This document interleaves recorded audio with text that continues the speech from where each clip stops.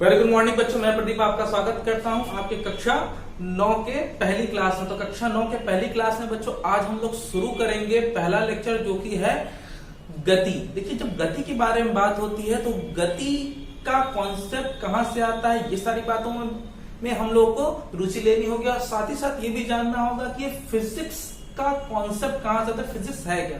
क्योंकि गति तो जानेंगे ही जानेंगे, लेकिन भौतिकी जो कि आपको अब से कक्षा 9 में अलग से पढ़ना है, फिजिक्स को अलग से जानना है, तो ये होता क्या है। तो सिंपल से शब्दों में पहले आज बात शुरू करेंगे कि फिजिक्स को समझेंगे और गति को शुरू करने से पहले कुछ ऐसे फैक्टर, ऐसे पॉइंट्स होंगे जिनको हमें गति से पहले जानना है, क्योंकि उसके बिना शुरू करना थोड़ा अनकंप्लीट सा लगता है। तो आइए सबसे पहले जान लेते हैं कि गति तो शुरू करें, लेकिन गति एक्चुअली किस ब्रांच के अंदर पढ़ने जा रहे हैं। तो फिजिक्स है। अब फिजिक्स का कॉन्सेप्ट क्या है, फिजिक्स क्या है, तो आइए सबसे पहले हम लोग बात करेंगे आज फिजिक्स क्या है, भौतिकी।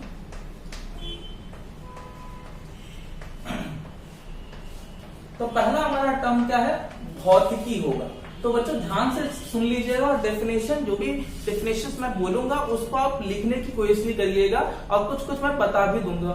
तो भौतिकी क्या है, भौतिकी विज्ञान की वह शाखा है जिसके अंतर्गत हमारे आसपास की सारी प्राकृतिक घटनाओं का इसमें अवलोकन किया जाता है। मतलब आसपास की प्राकृतिक घटनाएं या फिर मैन मेड भी, मैन मेड का मतलब जो हमने बनाया है, जैसे फॉर एग्जांपल कार का चलना, फैन का घूमना, हवाओं का चलना, किसी का द्रव्यमान, किसी पर बल लगाना।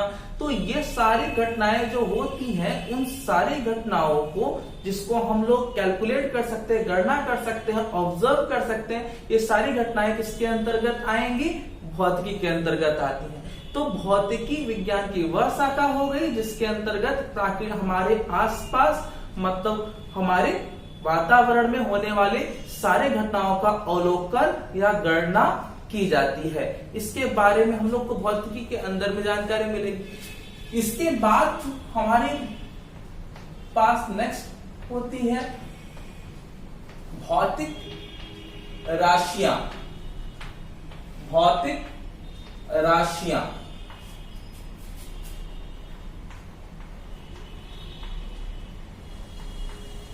Physical quantity.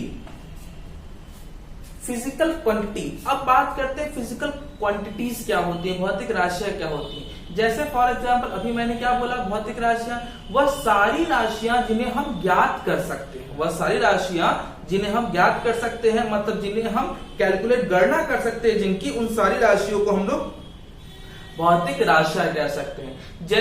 जैसे हम अपना वेट मेजर कर सकते हैं, ठीक है, 50 kg, और हम लंबाई माप सकते हैं, अगर हम किसी का घनत्व माप सकते हैं, किसी पर लगने वाले बल को ज्ञात कर सकते हैं। तो जिस वैल्यूज को, जिस मान को आप ज्ञात कर सकते हैं, कैलकुलेट गणना कर सकते हैं, उन सारी राशियों को हम लोग कहते हैं भौतिक राशियां। डेफिनेशन क्लियर हो रही है बच्चों कि भौतिकी क्या है और भौतिक राशियां क्या है। परिभाषाएं आपको डाउट है तो आइए एक बार फटाफट से लिख ही देते हैं। भौतिकी क्या है,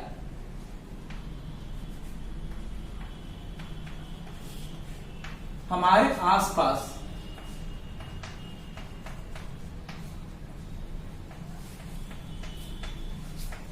सभी प्राकृतिक अथवा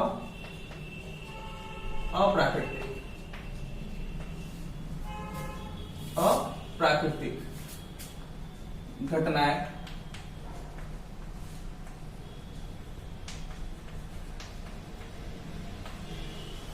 जिसका अवलोकन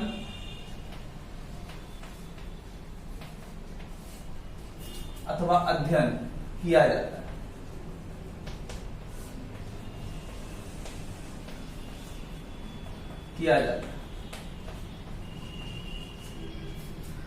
भौतिकी के अंतर्गत आता है।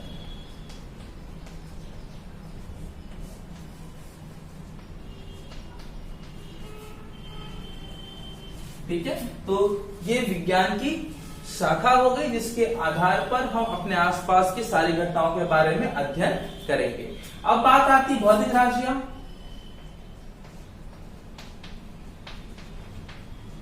वह राशियां जिनके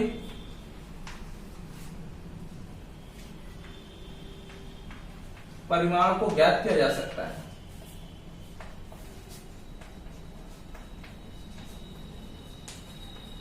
किया जा सकता है।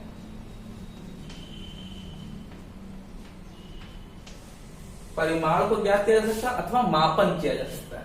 ठीक है, अथवा राशियों का मापन किया जा सकता है।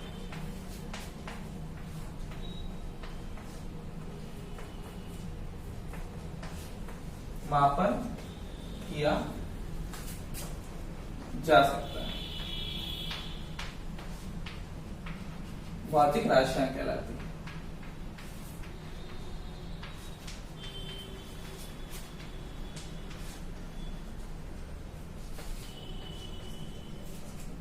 उदाहरण के तौर पे अगर मैं बात करूं, ठीक है, द्रव्यमान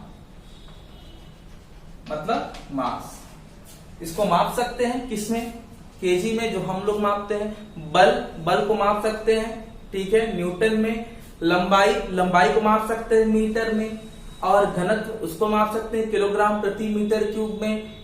चाल को माप सकते हैं मीटर प्रति सेकंड में। तो वो राशियां जिन्हें हम माप सकते हैं उसे हम लोग कहते हैं भौतिक राशियां। ध्वनि ध्यान दीजिएगा, ध्वनि भौतिक राशि में नहीं आती। ध्वनि को नहीं मापा जाता, ध्वनि की तीव्रता को मापा जा सकता है, ध्वनि की आवृत्ति को मापा जा सकता है, आवर्तकाल को। तो इसलिए ध्वनि भौतिक राशि नहीं, उसके अंदर जितने भी टर्म्स होंगे, कारक होंगे, उन्हें हम माप सकते हैं, इसीलिए उन्हें हम क्या कहेंगे, भौतिक राशियां कहेंगे। ठीक है, लंबाई, समय आदि ये सब क्या आएंगे, भौतिक राशियां। तो भौतिक राशियों के प्रकार,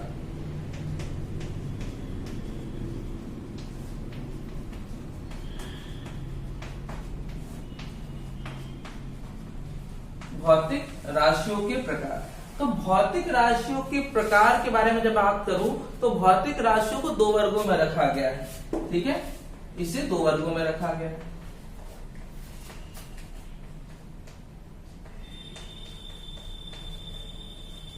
वर्गों में रखा गया है। पहला बच्चों, अगर मैं फर्स्ट टाइम बात करूं तो पहला हो गया आपका सदिश राशियां,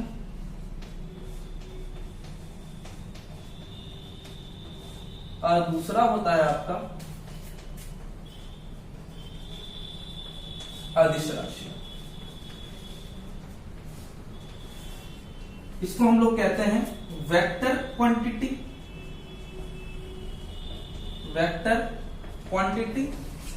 और इसको हम लोग कहते हैं बच्चों स्केलर क्वांटिटी। अब पहले बात कर लेते हैं वेक्टर क्वांटिटी क्या होती है। देखिए बच्चों, वेक्टर का मतलब होता है जिसमें दिशा हो। ठीक है, और कोई भी भौतिक राशियां हो, अगर वो उसमें परिमाण नहीं तो वैसे भी हम उस राशि के बारे में कुछ नहीं जानते। तो अगर भौतिक राशि है तो उसे आप गणना कर ही सकते हैं। तो भौतिक राशियों का गणना बहुत जरूरी है। अगर भौतिक राशि में परिमाण भी है और साथ साथ उसमें दिशा भी है, तो इस प्रकार की राशियों को हम लोग कहते हैं सदिश राशियां। रिमेंबर, आई रिपीट, कि अगर वह राशियों के बारे में बात हो जिसमें परिमाण भी हो और दिशा भी हो, तो ऐसी राशियों को हम लोग कहेंगे सदिश राशियां। कैसे, समझने की कोशिश करते हैं। जस्ट थिंक अबाउट इट कि यहां पर एक दरवाजा है, ओके, दरवाजा है और इस दरवाजे को खोलना है। तो इस दरवाजे को खोलने के लिए किसी ने हमसे बोल दिया कि इस दरवाजे को खोलने के लिए 5 न्यूटन का बल चाहिए। तो 5 न्यूटन का बल हमने लगा दिया यहाँ पे। तो जैसे ही 5 न्यूटन का बल लगाएंगे तो क्या ये दरवाजा खुल जाएगा? तो इसका जवाब है नहीं। 5 न्यूटन के जगह अगर 10 न्यूटन लगाते तो दरवाजा खुलेगा? तो भी नहीं। 15, 20, 50 तक लगा देंगे तो भी नहीं खुलेगा। लेकिन अगर मैंने यही बात अपने किसी दूसरे फ्रेंड से कह दी और वो आता है वही 5 न्यूटन का बल इस साइड में लगा देता, मतलब बाहर की ओर लगा के खोलता है, तो आसानी से खोल सकता है। खोलने को तो मैं भी खोल सकता था, लेकिन मैंने क्या बेवकूफी कर दी, यहाँ पर जो हमने बल लगाया वो बल सही डायरेक्शन में नहीं लगाया। तो यहाँ पे बल लगाने के लिए एक निश्चित दिशा की आवश्यकता थी। तो अगर निश्चित दिशा होगी तब तो वो कारक एक्टिव होगा, नहीं तो वो एक्टिव नहीं होगा। तो इसका मतलब ये होता है कि अगर भौतिक राशियां है, परिमाण है, और अगर उसे एक्टिव करना है तो अगर उसके लिए उसकी निश्चित दिशा की आवश्यकता होती है तो ऐसी राशियां सदिश राशियां कहलाती हैं। तो वह राशियां जिन्हें व्यक्त करने के लिए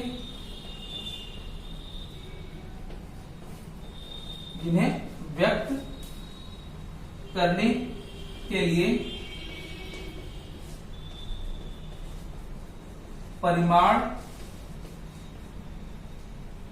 तथा दिशा दोनों की आवश्यकता होती है,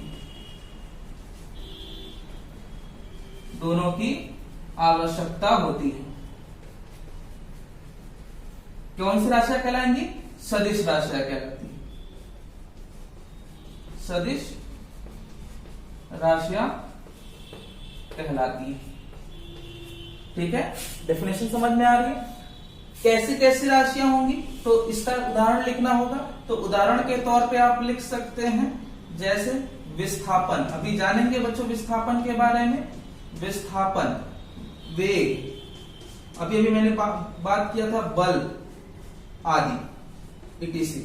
अब मैं बात करूं अदिश राशियों के बारे में, तो वह राशियां जिन्हें व्यक्त करने के लिए किसी भी तरीके का डायरेक्शन की जरूरत नहीं होती, मतलब केवल परिमाण की आवश्यकता होती है, परिमाण की आवश्यकता होती है।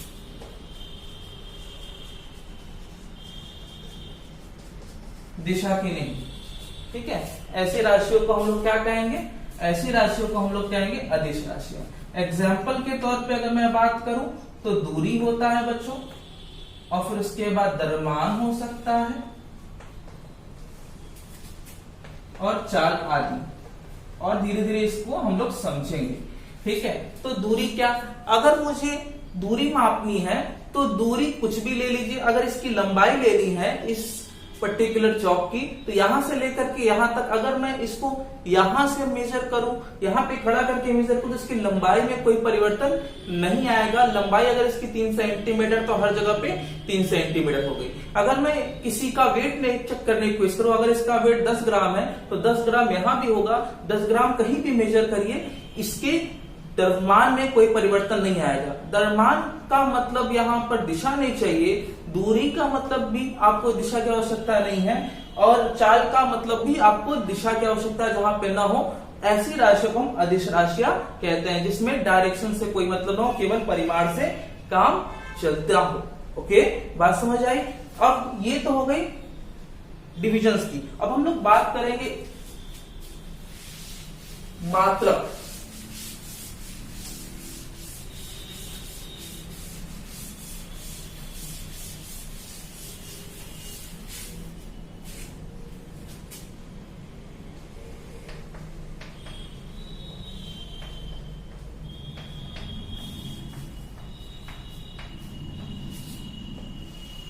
मात्रक एवं पद्धतियां।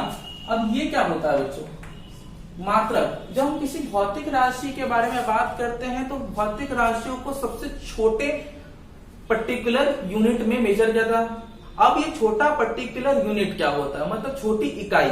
किसी भी भौतिक राशि को बिना आप इकाई के नहीं प्रदर्शित कर सकते। जैसे अगर मैंने आपसे बोल दिया कि मेरा वेट है 60 केजी, तो 60 केजी मैंने बोल दिया, तो 60 अगर मैं बोलता तो आपके दिमाग में एक वर्ड जरूर आता कि 60 का मतलब क्या। अगर मैंने कह दिया कि मेरी लंबाई है 170, तो 170 क्या? 170 क्या? आपके जहन में एक वर्ड आता है क्या? तो 170 के बाद एक पर्टिकुलर इकाई होनी चाहिए जिससे आपके जहन में ये बात आती है कि किस बारे में बातें हो रही है, किस भौतिक राशि को ये रिप्रेजेंट करता। तो भौतिक राशियों को रिप्रेजेंट करने के लिए और कितनी बड़ी है कितनी छोटी है, ये बात आपको तभी पता चलेगी जब उस राशि की इकाई पता होगी। तो भौतिक राशियों को, भौतिक राशियों के परिमाण को व्यक्त करने के लिए परिमाण को व्यक्त करने के लिए अथवा मापन के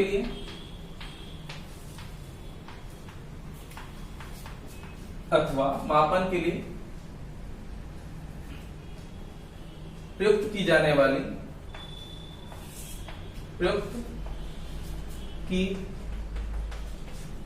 वाली इकाई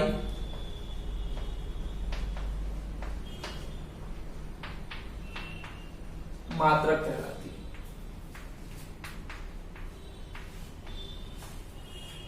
यूनिट कहलाती है। जैसे फॉर एग्जाम्पल केजी, तो केजी क्या है? मात्रक है। किसका? द्रव्यमान का। मीटर क्या है? मात्रक है। सेकंड क्या है? मात्रक है। तो हर भौतिक राशियों को अब हम लोग क्या करेंगे? एक यूनिट रख देंगे ताकि हम उसका मापन सिस्टमैटिक ढंग से कर सकते हैं। अब पद्धतियां क्या होती हैं? पद्धतियां हर भौतिक राशियों को मेजर करने की केवल यही नहीं, और भी मात्रक हैं। तो अलग अलग देशों में अलग अलग सिस्टम बनाया गया था। जैसे कई ब्रिटिश गवर्नमेंट में अलग सिस्टम बनाया गया था, और जर्मन और फ्रांस वगैरह में अलग सिस्टम बनाया गया था।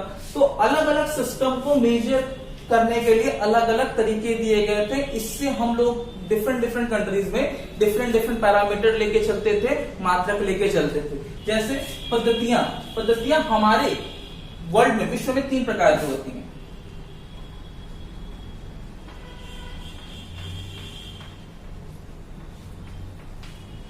भौतिक राशियों का मापन निम्न 3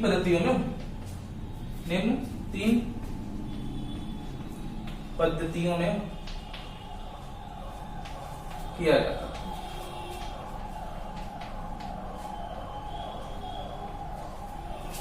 था। पहला था बच्चों CGS पद्धति। तो CGS पद्धति में क्या बताया गया?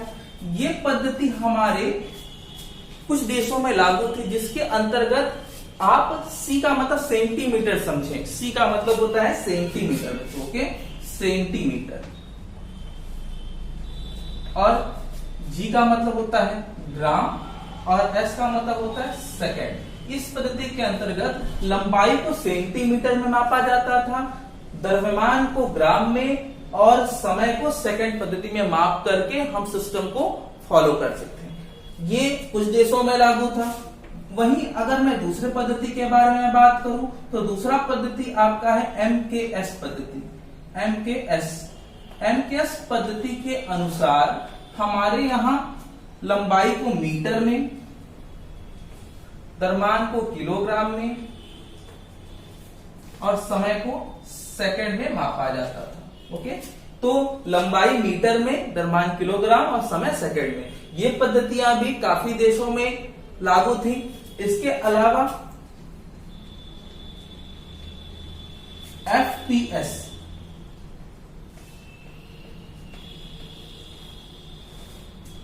ये सिस्टम भी लागू है USA वगैरह में। यहां पर FPS का मतलब होता है कि लंबाई को फुट में, और द्रव्यमान को पाउंड में, और टाइम को सेकंड में मापा जाता है। लेकिन ये सारी पद्धतियां अलग अलग होने की वजह से हम लोगों के बीच में एक कंसिस्टेंसी नहीं बनी हुई थी। तो कंसिस्टेंसी बनाए रखने के लिए कुछ वर्षों पहले, मतलब आज से तकरीबन 15 से 20 साल पहले, हम लोगों ने एक कॉमन सिस्टम बना दिया, और उस कॉमन सिस्टम का नाम रखा गया SI पद्धति। SI पद्धति के अंतर्गत इसको हम लोग कहते हैं स्टैंडर्ड इंटरनेशनल, मतलब मानक अंतरराष्ट्रीय प्रणाली। मानक अंतरराष्ट्रीय प्रणाली। इस सिस्टम के अंतर्गत कि सारी भौतिक राशियां एक ही पर्टिकुलर पैरामीटर से मापी जानी चाहिए। अलग अलग देशों में अलग अलग नहीं। और उसके अंतर्गत आप लंबाई को मीटर में, और द्रव्यमान को किलोग्राम में, समय को सेकंड में, और जिन जिन साइंटिस्टों ने जिन जिन भौतिक राशियों को बताया उनके नाम पर दिया जाता था। जैसे बल को किसने दिया था? न्यूटन ने, इसलिए बल का मात्रक न्यूटन दिया जाएगा। तो इस कॉमन सिस्टम को अब पूरे इंटरनेशनल मतलब मानक अंतरराष्ट्रीय प्रणाली के अंतर्गत सभी लोग फॉलो करते हैं। तो ये बातें समझ में आ गई। तो इस तरीके से ये आपका बेसिक है, बिना बेसिक के आप इस तक नहीं पहुंच सकते। तो अब हम इस तक पहुंचेंगे, और इसको तक पहुंचने के लिए हम लोग का जो पहला टॉपिक होगा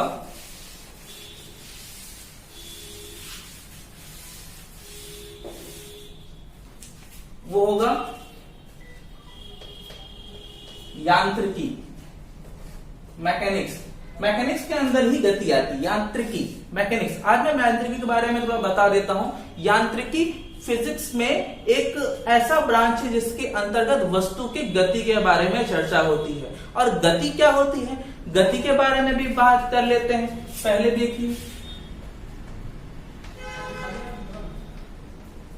भौतिकी की वह शाखा जिसके अंतर्गत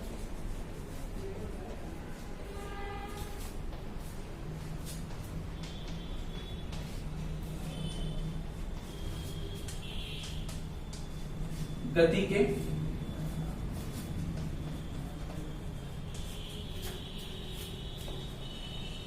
अध्ययन किया जाता है। ठीक है, और अब बात कर लेते हैं कि गति ही क्या होती है। ये तो हो गया यांत्रिकी। यांत्रिकी में गति के बारे में ही चर्चा होगी और हम लोग को गति ही पढ़ना है। तो गति क्या होती है? गति यदि कोई वस्तु किसी स्थिति में है, किसी भी स्थिति में है और समय के साथ अपनी स्थिति बदल देती है, तो यदि कोई वस्तु समय के साथ स्थिति में परिवर्तन करता है तो इस अवस्था को हम वस्तु की गति की अवस्था कहते हैं। ओके,